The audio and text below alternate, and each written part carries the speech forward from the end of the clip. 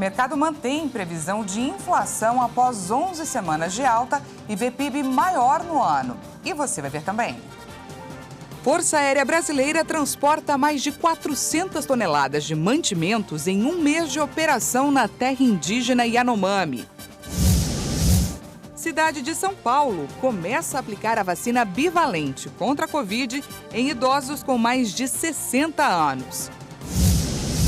Afeganistão retoma aulas em universidades, mas apenas os homens retornam às salas. E ainda, depois de mais de 15 anos de discussões, Estados-membros da ONU chegam a um acordo histórico para a preservação do alto mar. Essas e outras notícias você confere a partir de agora. Olá, boa tarde para você, seja muito bem-vindo. Estamos ao vivo, agora 1h03 pelo horário de Brasília. E vamos juntos conferir o que é notícia no Brasil e no mundo nesta segunda-feira. A gente começa falando de economia, afinal o mercado financeiro manteve as estimativas da inflação de 2023 após 11 semanas seguidas de alta. É o que mostra o Boletim Focus, divulgado nesta segunda-feira pelo Banco Central. De acordo com o boletim, o Índice de Preços ao Consumidor Amplo, o IPCA, que mede a inflação oficial do país, deve terminar este ano em 5,90%, assim como divulgado na última projeção. Essa é a primeira vez que o índice registra estabilidade em 11 semanas. O cálculo para 2024 também ficou estável em relação à semana passada, em 4,02%. Já a projeção para a taxa básica de juros, a Selic, foi mantida em 13,75% ao ano. A taxa é o principal instrumento do Banco Central para controlar a inflação no país. A mudança veio na previsão do Produto Interno Bruto de 2023, que foi de 0,85%, com uma leve alta, já que na semana passada a previsão era de 0,84%. Essa é a terceira semana consecutiva que o mercado ajusta para cima a previsão do crescimento econômico do país. Ainda de acordo com o relatório desta semana, o governo federal deve encerrar o ano com um déficit primário de 1% do PIB. Já na semana passada, a previsão era de um déficit de 1,03%. Os dados do Boletim Focus são referentes às estatísticas calculadas a partir das expectativas do mercado coletadas na sexta-feira.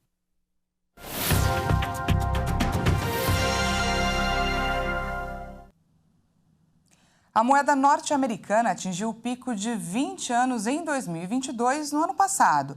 E foi-se o tempo que o dólar não é apenas a moeda global dominante, mas sim a principal variável que afeta condições econômicas mundiais. Por exemplo, muito tem se falado que essa alta pode ter um efeito contrário e favorecer a China. Para entender melhor sobre de que forma o dólar alto compromete a economia norte-americana e o mundo, a gente conversa agora com o economista Diego Hernandes. Seja muito bem-vindo. Ótima tarde para você, Diego. Obrigado pela oportunidade, Daniela. Boa tarde a você, boa tarde a todos. Diego, nessa batalha do Federal Reserve contra a inflação, a moeda norte-americana subiu cerca de 4% em relação às mínimas recentes. Explica para a gente que cenário é esse criado na intenção de diminuir a inflação. Exato. O ano de 2022 foi um ano bem complexo porque havia a expectativa e toda uma aposta do mercado de quando que os juros iriam aumentar, qual seria esse aumento e a quanto esses juros se estabeleceria, né? Então o mercado ele precifica na expectativa e realiza, faz uma realização no momento que algo já aconteceu, né? O boato e o fato. Então, agora o dólar tem recuado um pouco, né? Tivemos um pico aí de quase 5,70 dólar versus real em 2022. Ele tem recuado um pouco porque o mercado vê que a economia norte-americana, no final de ano de 2022, já começou a ter, né, um efeito de redução da inflação. A inflação começou a vir abaixo do projetado. Tem-se ali uma possibilidade de recessão, então é muito provável que o Federal Reserve não force muito mais a mão no aumento da taxa de juros. E o que significa um dólar mais forte? Pode-se dizer que ele torna os produtos fabricados nos Estados Unidos menos atrativos para os compradores estrangeiros? Existe aí uma expectativa importante de que esse cenário deva contribuir com a economia da China, uma vez que a produção por lá é mais barata. Qual é a expectativa? Você confirma? Exatamente. De certa forma, sim, né, a economia da chinesa teve aí uma depreciação do seu câmbio em quase 10% no ano de 2022. Então, de certa forma, o produto chinês ele já era barato, né, na economia global, ele fica muito mais barato ainda frente aos produtos americanos, porque você tem ali um câmbio que favorece essa produção, né, essa venda, essa realização desses produtos. Sim, então a economia chinesa voltando, né, agora a abrir as portas, a produzir, né, uma média de 2023 de crescimento de 5%, vai ter aí esse favorecimento do câmbio também para escoar sua produção. E de que forma, então, esse dólar alto influencia as economias ao redor do mundo e principalmente nós aqui brasileiros? De que forma isso vai chegar para a gente? Isso hoje, num ponto até um pouco menor, mas a nossa economia já foi muito mais dolarizada, então isso tinha impacto também frente à inflação. Então, manter um dólar elevado aqui no Brasil, como você tem produtos importados, né, produtos que compõem aí a nossa cesta de produtos que a gente consome, você, de certa forma, ali tem uma força maior na inflação, né? Embora você tenha um aumento de juros aqui que está a 13,75, você também tem ali fatores que acabam atrapalhando nessa contenção da inflação. Então, de certa forma, a gente pode ter aí fatores conflitantes, fatores divergentes com a inflação também. Somos favorecidos, né, nesse momento em relação à exportação, mas é um fator conflitante com a inflação. Eu vejo o dólar mais de 5,20 para baixo, né? Eu acho que o dólar hoje, se não tivéssemos algum ponto de incerteza em relação à fiscal, o dólar seria R$5 até para baixo. Então, eu acredito que esses pontos em relação à fiscal que estão para serem apresentados agora em março, eu acho que isso dá uma tranquilidade para o mercado, para que o dólar fique um pouco mais apreciado, o real mais apreciado em detrimento do dólar aqui no Brasil. Tá certo, conversamos com o economista da Ativo Investimento, Diego Hernandes. Muito obrigada pela sua participação aqui no Jornal. Obrigado. E mudando de assunto, voltando a olhar aqui para o nosso Brasil de fato, a Força Aérea Brasileira informou que em 30 dias de operação de ajuda em terras indígenas e Yanomami, já foram transportadas mais de 400 toneladas de insumos para a região. Vamos conferir. A entrega faz parte de uma das frentes de atuação das Forças Armadas para o combate à crise sanitária no território. Alimentos, medicamentos e equipamentos para o atendimento da população indígena Yanomami estão sendo enviados pelo Comando Operacional Conjunto Amazônia. Segundo o balanço divulgado pela FAB, além da entrega de mais de 400 toneladas de insumos, o hospital de campanha inaugurado em Boa Vista para atender a população indígena também realizou cerca de 1.687 atendimentos. E todas essas ações têm contribuído para que a saúde da população Yanomami evolua de forma satisfatória. As terras Yanomami, um dos maiores territórios indígenas do país, têm passado por uma crise humanitária e sanitária. Desde 20 de janeiro, a região está sob o estado de emergência de saúde pública. A operação da Força Aérea começou em 22 de janeiro, para tentar frear a crise. Além da entrega de mantimentos e atendimentos de saúde, a Força Aérea também tem atuado em ações de segurança do território, com operações contra o garimpo ilegal na região. E atenção, famílias de baixa renda em 439 municípios do Brasil podem solicitar o agendamento e a instalação de uma antena parabólica digital em seus lares de forma gratuita. A informação foi confirmada pelo Ministério das Comunicações. De acordo com o Ministério Brasileiro das Comunicações, para ter acesso ao kit e à instalação da antena parabólica digital, a família precisa estar inscrita no Cadastro Único para Programas Sociais do Governo Federal, além de ter em casa uma parabólica tradicional instalada e em funcionamento. A estimativa é de que mais de 1,5 milhão de pessoas sejam beneficiadas pela nova medida. A troca da parabólica tradicional pela digital garante que não haja interferência nos canais abertos de TV por satélite com a chegada do 5G em todo o país.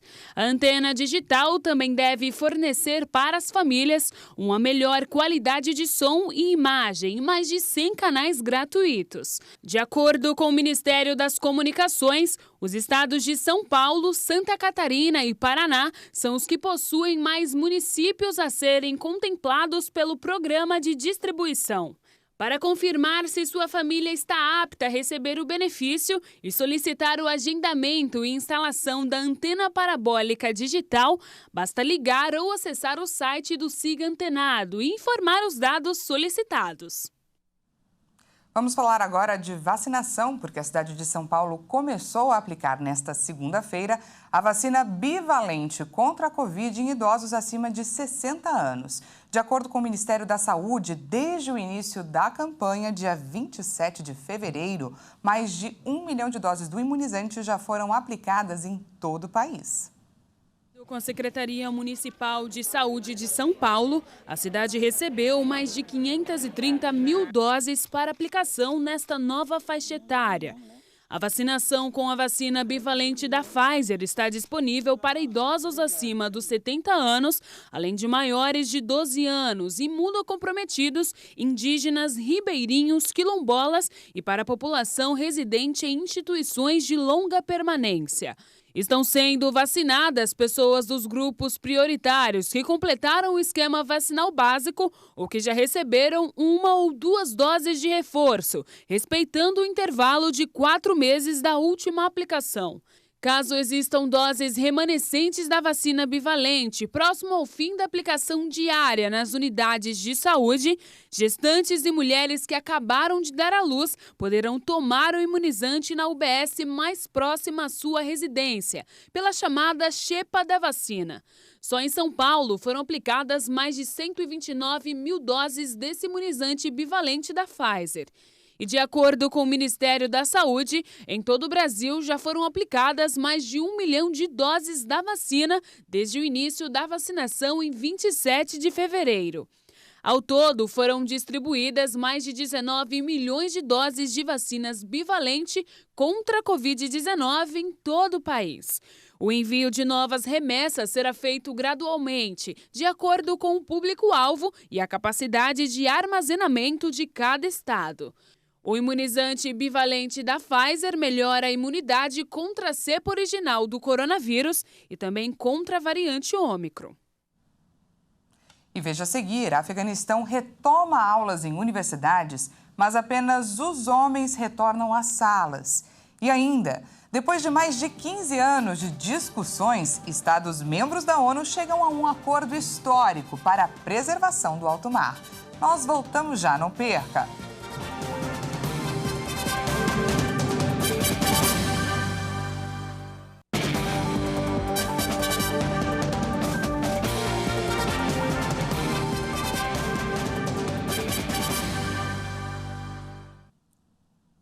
Seja bem-vindo mais uma vez, estamos de volta ao vivo, agora 1h18 pelo horário de Brasília. Voltamos com os destaques internacionais. Quase 3.500 leões marinhos morreram no Peru com suspeita de gripe aviária. Autoridades emitiram um alerta sanitário e pediram à população para evitar o contato com aves e animais marinhos. Munidos de máscaras e trajes de biossegurança, biólogos estão recolhendo amostras de leões marinhos no Peru. Um surto de gripe aviária pode ter matado 3.487 exemplares da espécie em áreas protegidas desde novembro. Os corpos dos leões marinhos foram encontrados em uma ampla área do litoral peruano que abarca as costas norte, central e sul do país. Também há registro de 63 mil aves mortas por gripe aviária entre novembro de 2022 e março deste ano. O vírus está afetando países como Bolívia, Uruguai e Argentina. As autoridades peruanas pediram à população que evite qualquer tipo de contato com leões marinhos e aves marinhas que estejam nas praias e áreas rochosas. Os cidadãos que foram vítimas de trabalho forçado imposto pelo Japão durante a guerra serão finalmente indenizados. Essa é a promessa de um projeto de Seul a cerca de 780 mil coreanos que foram recrutados para trabalhos forçados durante a ocupação japonesa. A Coreia do Sul e o Japão são importantes aliados dos Estados Unidos na Ásia, mas suas relações bilaterais são prejudicadas pelo brutal domínio colonial de Tóquio na Península Coreana entre 1910 e 1945. Nesta segunda-feira, Seul anunciou um plano para indenizar seus cidadãos que foram vítimas de trabalho forçado imposto pelo Japão durante a guerra. Cerca de 780 mil coreanos foram recrutados para trabalhos forçados durante a ocupação japonesa. Este registro não inclui as mulheres submetidas à escravidão sexual por soldados japoneses. A medida tem como meta melhorar as relações bilaterais, mas gera polêmica. O novo plano no governo de Seul é usar uma fundação local para receber doações de empresas sul-coreanas que se beneficiaram do pacote de reparações do Japão em 1965 para compensar as vítimas. Espero que o Japão responda positivamente à decisão e que haja uma contribuição voluntária das empresas japonesas e um pedido de desculpas abrangente. A imprensa japonesa já havia informado que as empresas do país poderiam fazer as doações à fundação, mas a iniciativa recebe críticas de grupos de vítimas que exigem uma indenização financeira e um pedido de desculpas direto das empresas japonesas envolvidas. Em 2018, a Suprema Corte sul-coreana ordenou que algumas empresas japonesas pagassem indenizações pelo trabalho forçado durante a ocupação. As disputas entre os dois países se concentraram por muito tempo em torno da questão da escravidão sexual durante a Segunda Guerra Mundial. Segundo historiadores, até 200 mil mulheres, principalmente coreanas, foram forçadas à prostituição em bordéis de militares japoneses. E ainda falando do Japão, só que de uma outra polêmica, o primeiro-ministro foi criticado após o partido dele apresentar uma proposta que sugere um alívio da dívida estudantil sob a condição de ter filhos. O governo japonês estuda uma série de medidas para combater a baixa natalidade no país. O premier havia prometido no começo do ano medidas sem precedentes para lutar contra a queda populacional no Japão, um problema crônico e cada vez mais agudo.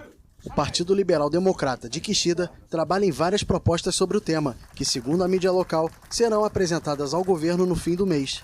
A medida que condiciona a redução da dívida estudantil à paternidade, entretanto, gerou uma onda de críticas. Kishida deu poucos detalhes sobre o conteúdo da proposta e insistiu na necessidade de se respeitar um debate livre e vigoroso sobre o tema. A senadora Noriko Ishigaki disse, durante um debate na Câmara Alta do Parlamento do Japão, que exigir um filho em troca de uma redução da dívida estudantil é uma péssima medida para lidar com a baixa taxa de natalidade. Deputado do mesmo partido de Kishida e presidente da comissão que trabalha no assunto, Masahiko Shibayama declarou a uma rede de TV que a medida tinha como objetivo apoiar financeiramente as famílias e não penalizar os lares sem filhos.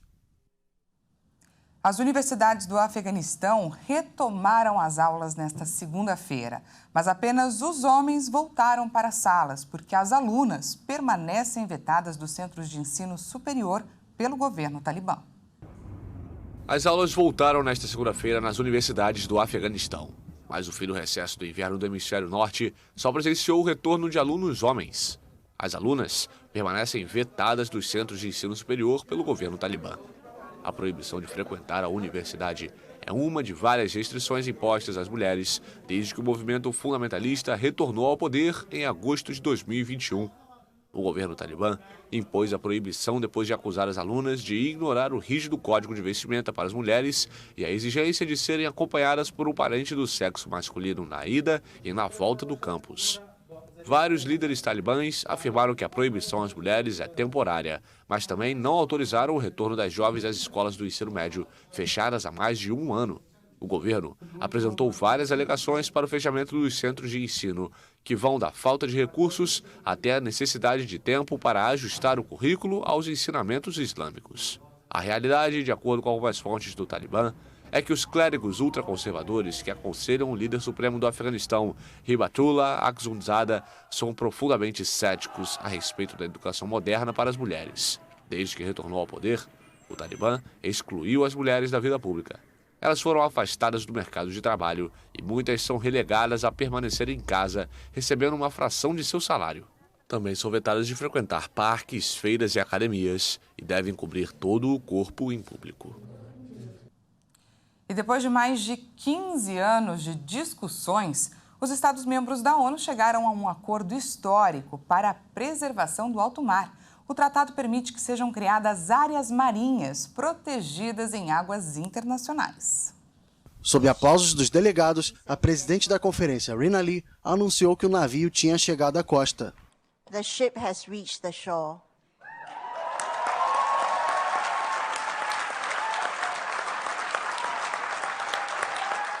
Depois de mais de 15 anos de discussões formais e informais, a terceira rodada de negociações em menos de um ano resultou no tão esperado consenso. O tratado é considerado essencial para conservar 30% das terras e dos oceanos do planeta até 2030, conforme um pacto assinado por governos em Montreal no mês de dezembro. Atualmente, apenas 1% do alto mar está protegido. O alto mar representa mais de 60% dos oceanos, quase metade do planeta, e começa onde terminam as zonas econômicas exclusivas dos países, até um máximo de 200 milhas náuticas da costa. Por esse motivo, não está sob a jurisdição de nenhuma nação.